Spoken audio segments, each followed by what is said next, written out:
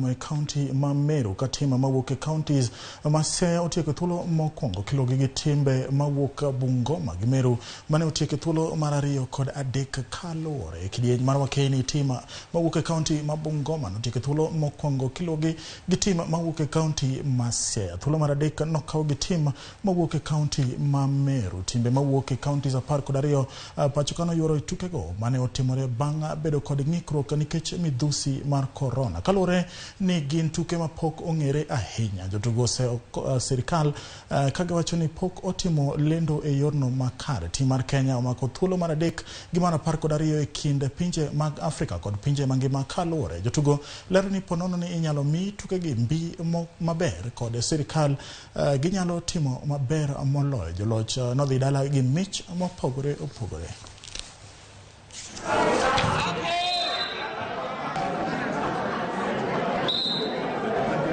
This is one of the para sport. Tuko na nyingi zaidi ya 10.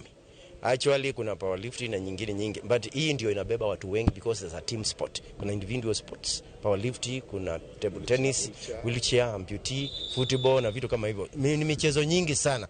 Ndio naona tunahamasisha counties na walemavu wenzetu ili waelewe kuna njia nyingi ya kuweza kupata talanta na kuweza kujisimamia. Actually we count this as one of economic activity and empowerment activity within a county and in the local level.